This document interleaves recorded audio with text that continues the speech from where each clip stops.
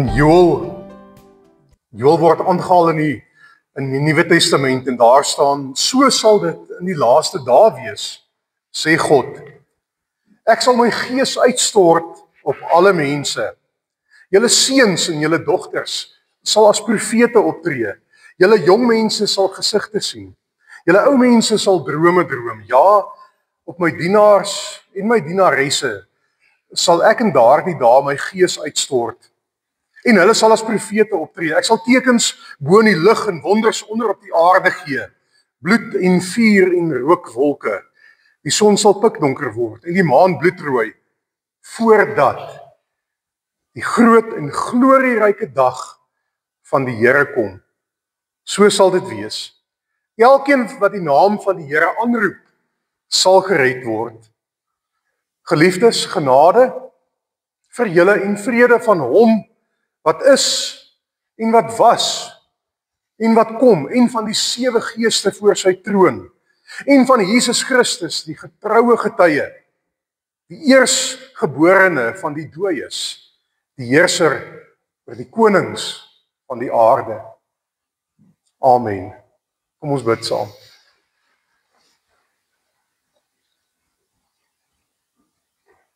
Here, U is wonderlik. U is ontzagwekkend groot, sonder perk.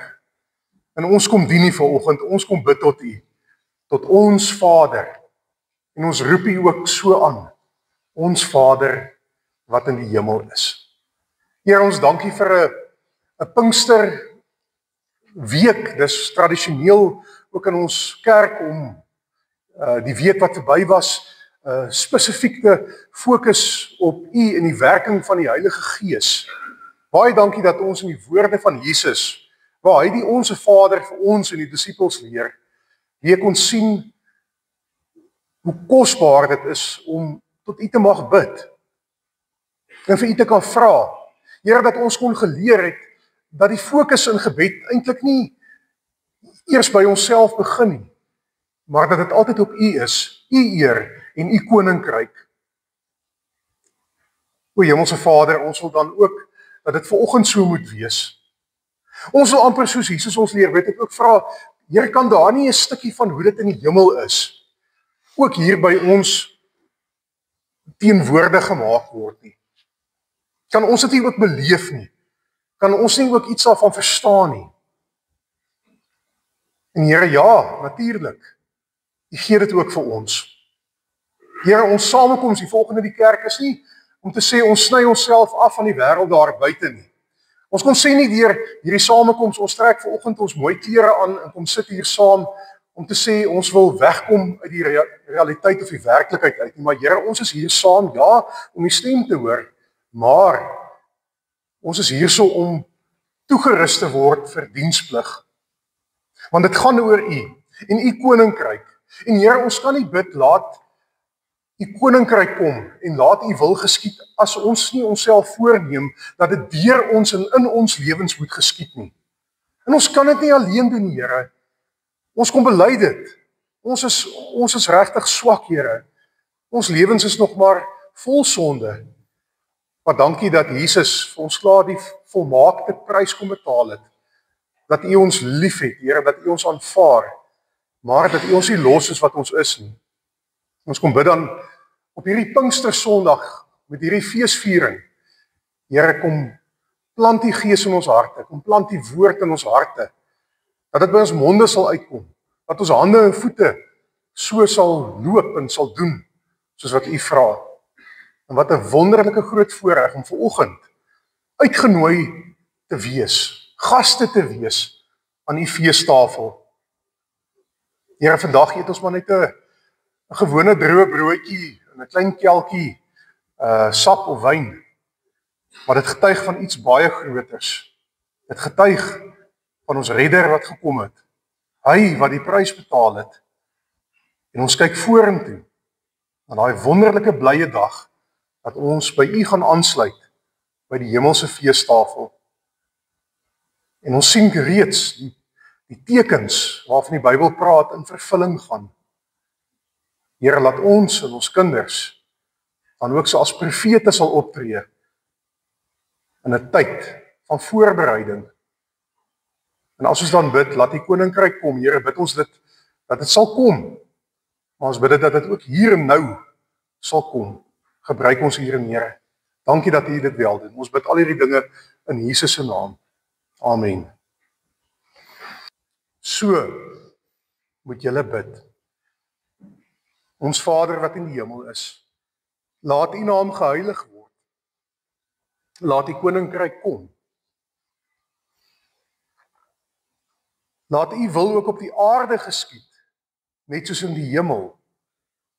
Gee ons vandag ons daaglikse brood en vergeef vir ons oortredings, soos ons ook die vergewe wat teen ons oortree. En laat kom ons nie in die versoeking nie, maar verlos ons van die bose. Aan U behoort die koninkryk, en die krag en die heerlikheid tot in ewigheid. Amen.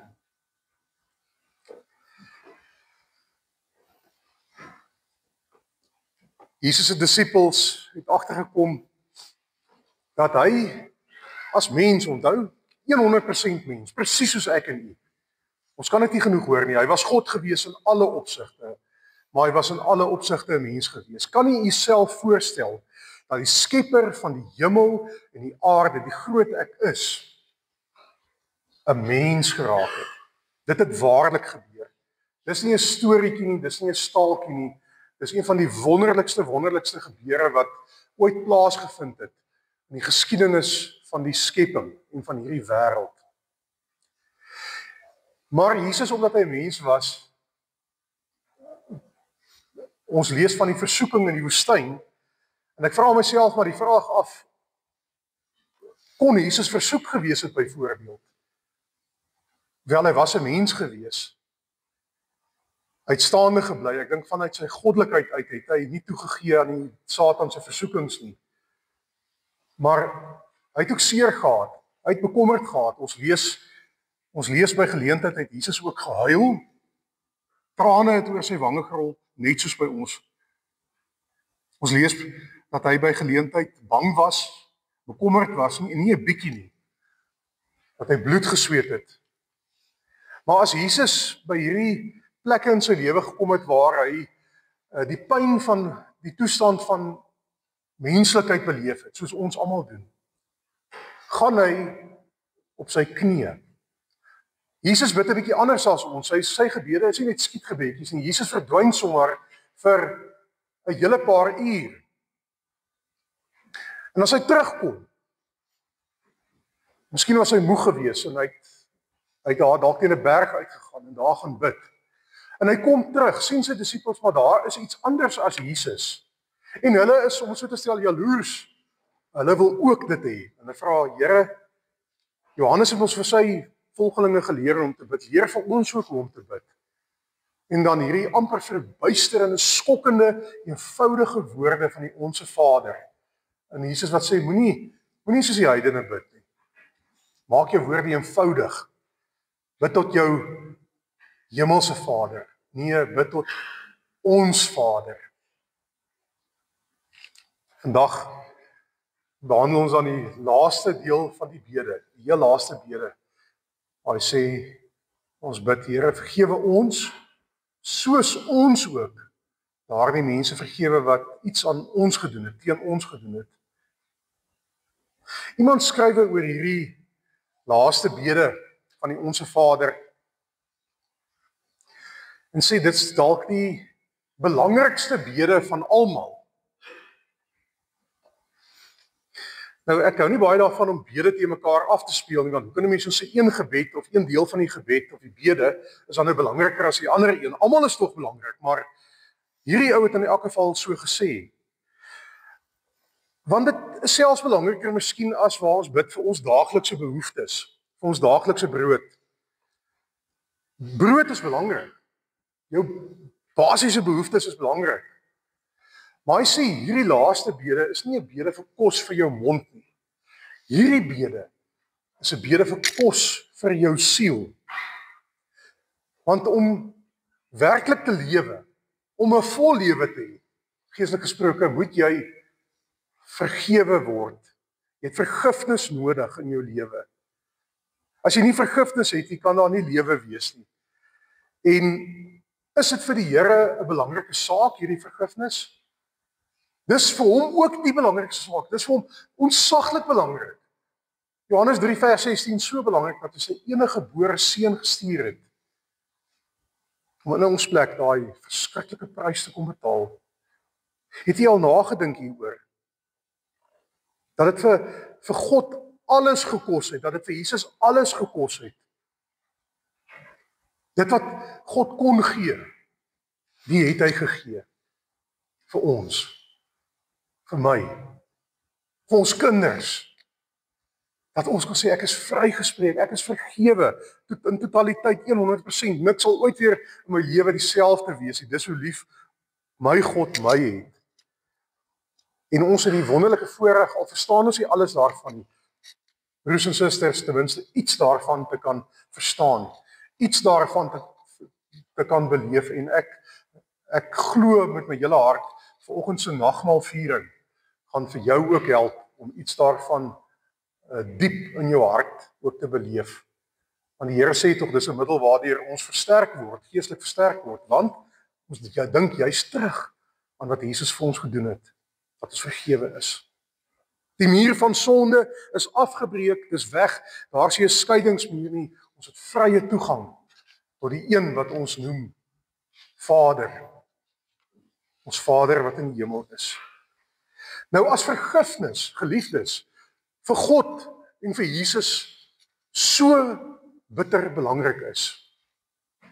En ons as Christene navolgers van Jesus en van God, hoe hoog behoort vergifnis op ons prioriteitslys te wees? En die antwoord is baie eenvoudig. 'n Kind kan daai vraag antwoord. Dit behoort ook ontsettend belangrik te wees. Vergifnis, soos hy ook gesê het, dis die bron van ons geestelike lewe. Baie van die bedes het ons in die week vir mekaar gesê, dis 'n gebed, maar dis terselfdertyd ook 'n belydenis. Ek sê iets daarmee. Iemand vra, as jy hierdie bede bid, dis nou nog 'n ou teoloog, hy vra, as jy dit bid, hoe verklaar jy dat ons hierdie bede sommer net so maklik bid? Ons sê dit sommer so, Here vergewe my. Ek wil dis in amper almal van ons gebede, een van die goed waarvoor ons bid, Here vergewe ons sondes. Maar dit kom amper so 'n bietjie te maklik. Want in my eie lewe, hoe lyk vergifnis daarso? En dis nie net die vrouens nie, dis maar ons mans ook. Jy sal liewer 10.000 dode sterf baie keer, as om te sê, ek erken, ek het 'n fout gemaak. En ek vra vir jou om vergifnis, ek vra om verskoning. Ons sal baie maklik bid, Here vergewe my sonde. Maar selfs die persoon wat die naaste aan jou is, jou lewensmaat, is dit so moeilik om dit voor te sê. Vergewe my, ek het verkeerd gemaak. Die teoloog sê, wat sê dit van jou? Hoekom sou dit wees? En dan waag hy homself die antwoord te gee. Hy sê, is dit nie dalk omdat ek en u nie regtig verstaan wat ons sê as ons sê vergewe my nie? Dat ons nie regtig verstaan, wat beteken dit om jou skuld voor God te bely nie? En dit gaan ook verder, dat ons nie regtig verstaan, wat is sonde nie? Sonde is, as daar teenoorgestelde van God en sy liefde en sy genade kan wees, dan is dit sonde. Dis anti-God, dis teen God. Dis nie veronderstel om eers, die sonde moes nooit eers gewees het nie. Maar op 'n manier, deur ons deur die Bybel, is dit deur die mense toedoen, dat sonde in die wêreld opgekom het, en dit vernietig alles. Dis 'n kanker wat afbreek. Dit sypel in elke faset van ons lewens in. Ons dink aan ons Afrikaanse juffrou wat altyd so gepraat het van versagtende woordjies, eufemismes. Ons het baie eufemismes vir sonde. Ons versag dit. Want ons wil nie eintlik die harde realiteit van sonde in ons eie lewens vierkantig in die oë kyk en dit erken en iets daaraan doen nie. Ons wil dit so wegsteek. Ons sal maklik sê, ja, ek het sonde in my lewe, maar dis nou nie die erge sonde wat ek ander mense sien doen nie. Ek is eintlik heeltemal alright. Ek hoef daarom byvoorbeeld nou nie voor 'n kommissie te gaan verskyn oor al my sonde nie. Maar as ons dan nou soos laas Sondag ons mekaar gesê durf waag om vir God aan te spreek as ons Vader, dan kan 'n mens ons amper nie regtig sê ons Vader, maar ek probeer my sonde bietjie wegsteek of versag of minder maak as wat dit is nie. Want as ek sê ons Vader wat in die hemel woon, dan staan ek absoluut gestroop voor die Here. Want sê Matteus 6 vir ons aan die begin van daai gebed, julle Vader, of Jesus sê dat julle Vader of God weet in elk geval klaar wat jy nodig het nog voordat dit eers oor jou lippe kom. Hy ken ons deur en deur. Hy weet van al die sondes. Die goed wat jy vir ander mense probeer wegsteek of vir jouself dalk probeer wegsteek of dalk verklein. Hy weet daarvan. Weet julle wat sê die katekismes? Wat noem die katekismes ons? Natuurlik voordat ons skuld bely. Die katekismes noem ons misdadigers. Dis harde woorde. Want jy het dalk nog nie aan jouself gedink as 'n misdadiger nie. Ek is al 'n sondaar, maar 'n misdadiger. Maar die daad wat jy pleeg as jy sonde doen, is die grootste misdaad wat daar kan gepleeg word. En 'n mens sal die ou liedjie sing, tel jou seëninge een vir een, dan sal jy weet wat God verleen, maar dalk kan 'n mens liewer vir 'n slag 'n lysie gaan maak van die dinge in jou lewe waar jy al vir God se wil oortree het en nog steeds oortree.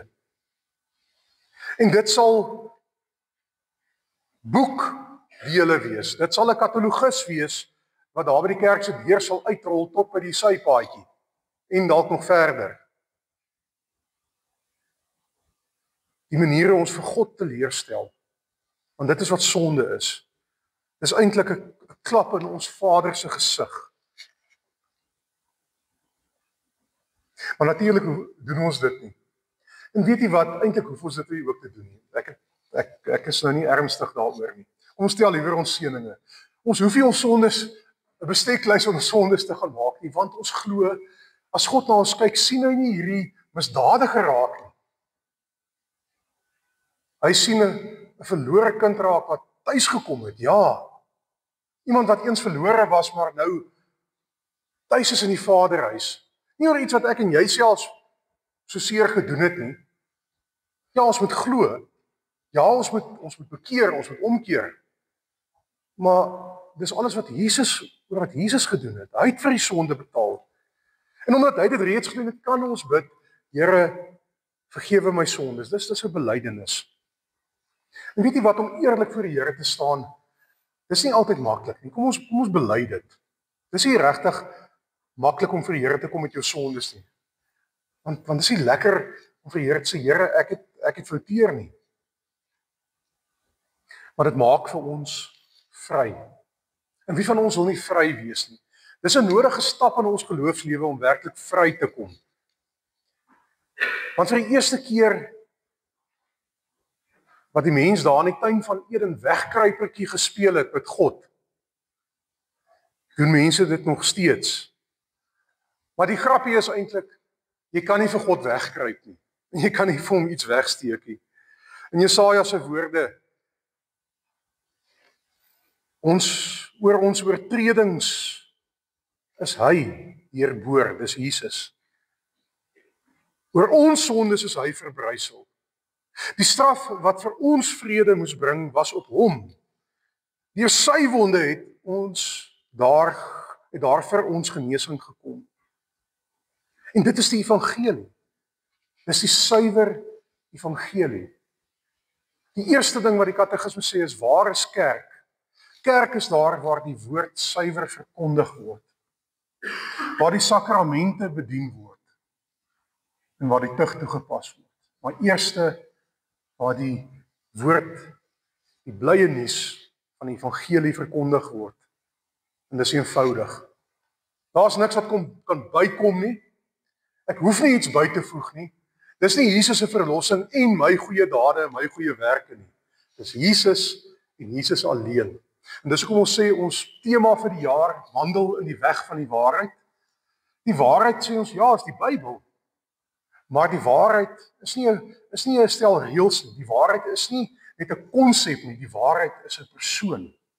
Want die woord het mens geword en na hierdie aarde te gekom.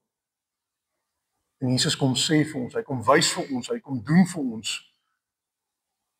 Ons kan hoor vanoggend, jy's vrygespreek. Jy is vergewe.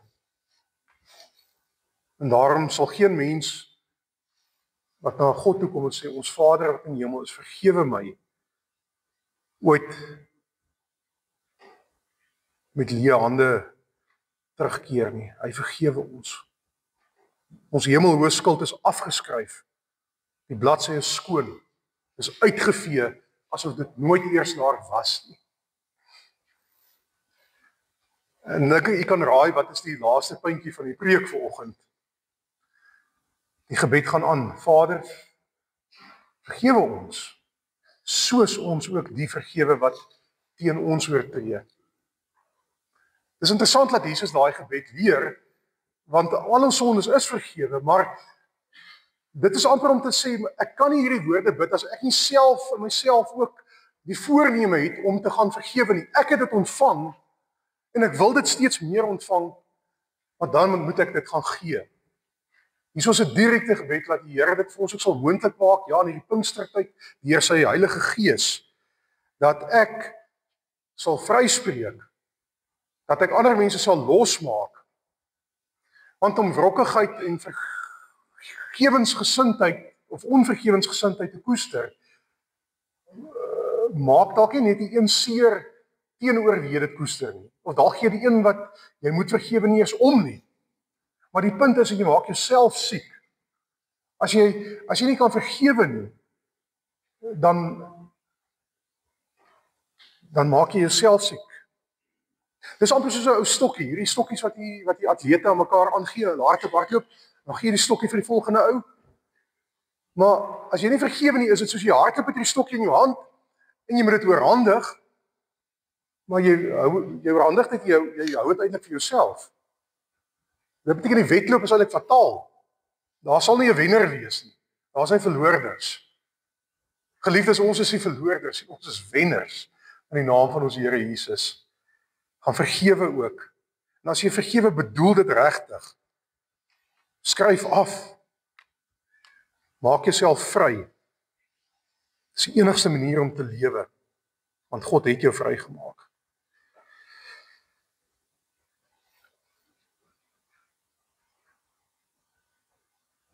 Kan ons ooit verstaan wat is dit om vry te wees?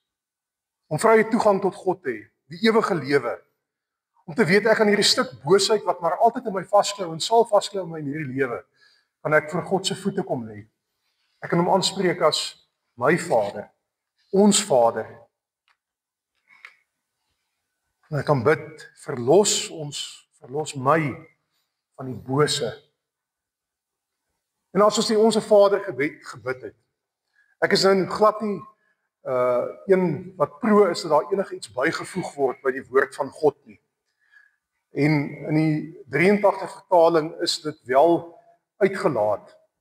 Maar as mens al hierdie woorde klaar gebid het, kan 'n mens nie die gebed afsluit, anders afsluit, as om te sê, want aan U behoort die koninkryk en die krag en die heerlikheid tot in ewigheid. Amen.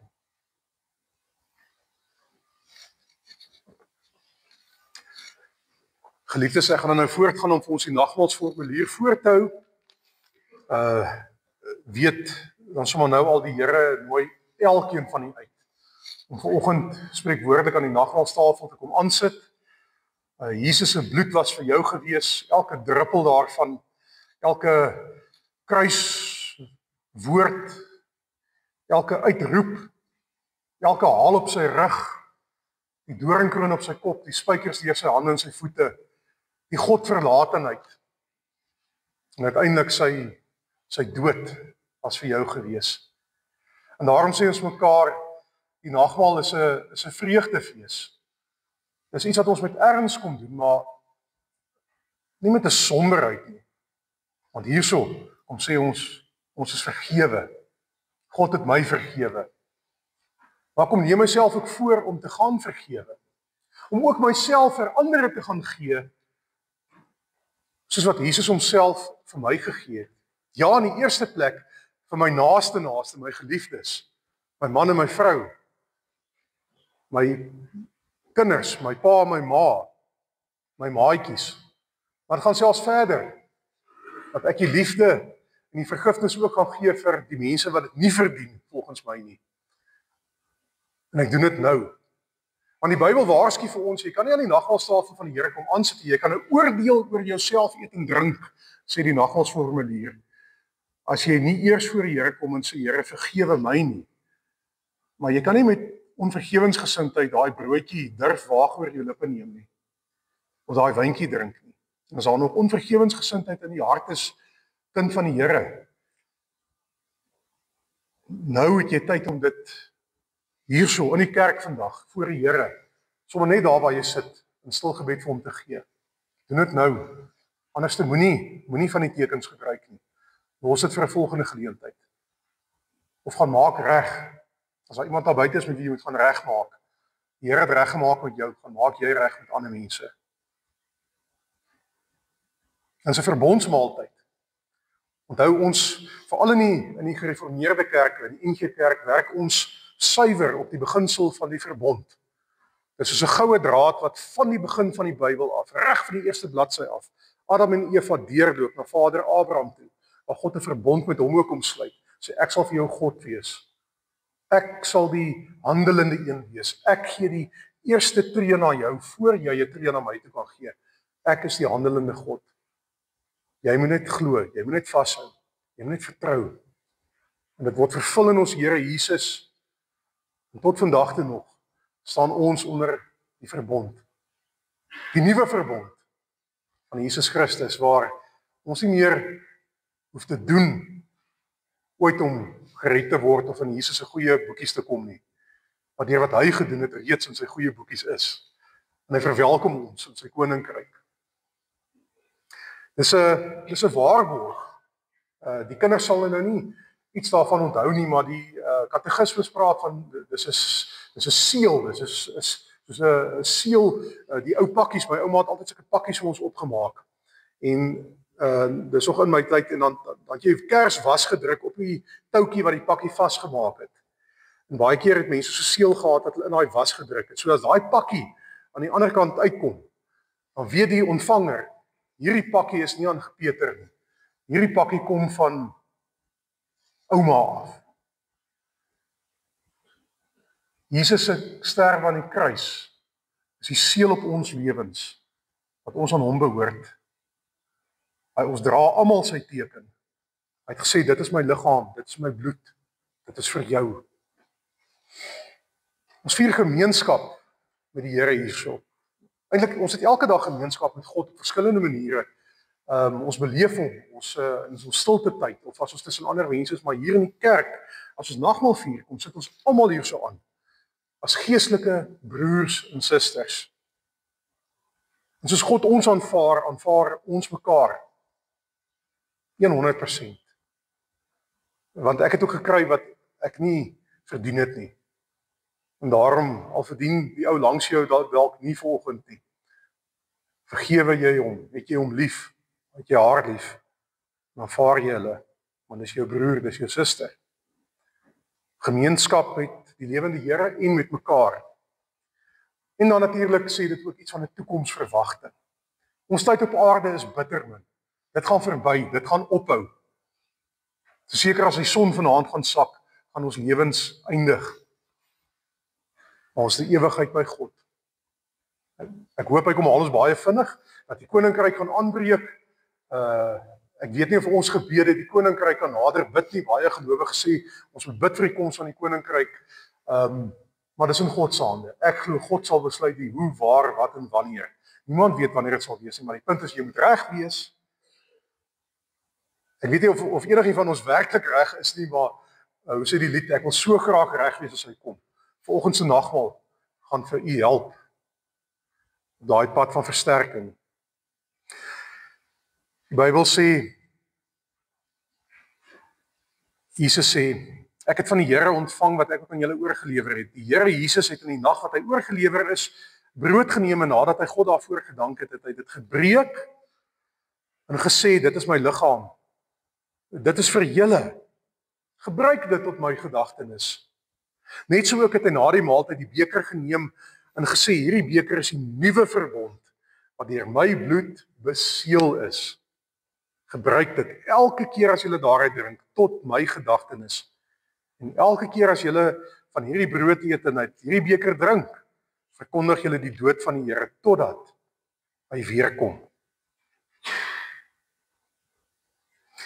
Geliefdes, voordat ons die diakens die tafel in gereedheid gaan bring, die genooides, ons kan nie sê spesiale gaste nie, niemand is meer spesiaal vanoggend nie, maar kom ons sê maar so, ons spesiale gaste, kom aansit, kom ons staan, en dan bely ons, wat ons glo, van die woord van God, van ons toekoms, en die woorde van die apostoliese geloofsleiers. Ek nooi uit, kom ons staan op en dan bely ons dit saam.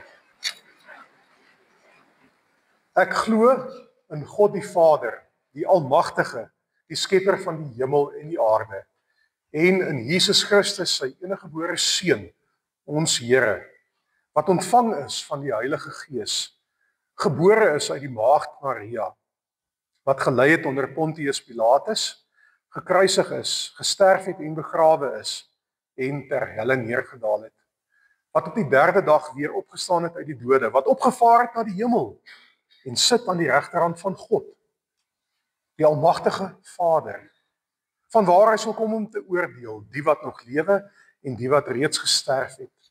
Ek glo in die Heilige Gees.